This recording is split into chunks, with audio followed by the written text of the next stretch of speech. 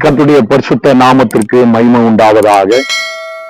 கர்த்தருடைய பெரிதான கிருபையினாலே ஜேகே காஸ்பல் டிவியில பார்த்து கொண்டிருக்கிற அன்பு சகோதர சகோதரிகளுக்கு என்னுடைய அன்பான வாழ்த்துக்களை தெரிவித்துக் கொள்கிறேன்.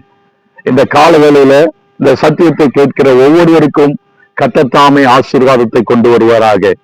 வேதத்திலே நாம் வாசிக்கிறோம், 2 நாளாகவும் 20ஆம் அதிகாரத்திலே முதல் வசனத்திலே சொல்லப்பட்டிருக்கிறது, இதற்கு பின்பு மோவாப் புத்திரரும் அம்மோன் புத்திரரும் அவர்களோடு அம்மோனியருக்கு அப்புறத்தில் உள்ள மனுஷரோடு கூட யோசபாத்திற்கு விரோதமாக யுத்தம் பண்ணி வந்தார்கள்.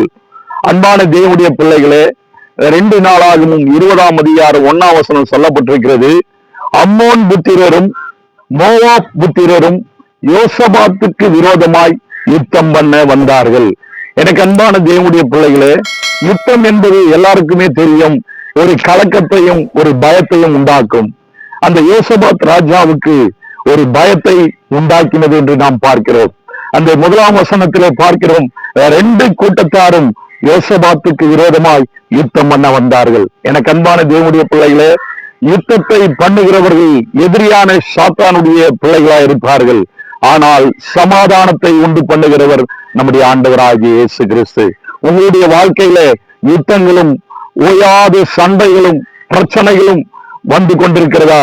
உங்களுடைய வாழ்க்கையில இயேசு கிறிஸ்து வருவார் என்றால் நிச்சயமாக கர்த்தர் உங்களுடைய வாழ்க்கையில யுத்தத்தை ஓய பண்ணுகிறவராக இருக்கிறார். அதே 2 நாளாகவும் 20ஆம் அதிகாரம் 2ஆம் வசனம் 3ஆம் வசனத்திலே பார்க்கிறோம், சிலர் வந்து யோசபாத்தை நோக்கி, உனக்கு விரோதமாய் ஏராளமான ஜடன் கடலுக்கு அக்கறையில் இருக்கிற ரிசிபாவிலிருந்து வருகிறார்கள். இதோ அவர்கள் எங்கேதியாகிய ஆசாசோன் மாரில் இருக்கிறார்கள் என்று அறிவித்தார்கள்.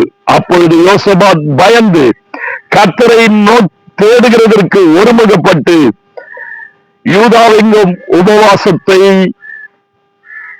கூறுவித்தான். என கண்பான தேவனுடைய பிள்ளைகளே, இந்த 2 நாளாகவும் 20ஆம் அதிகாரத்திலே 2ஆம் வசனம் 3ஆம் வசனத்திலே பார்க்கிறோம், அவனுக்கு விரோதமாய் யுத்தம் வந்த போது உபவாசத்தை கூறுவித்தான் என்று பார்க்கிறோம். நாம் முழங்கால் படியிட்டு உபவாசித்து ஜெபிக்கும் பொழுது நமக்கு எதிராய் வருகிற எல்லா யுத்தங்களையும் தேவன் ஓய பண்ணுகிற தேவனாய் இருக்கிறார்.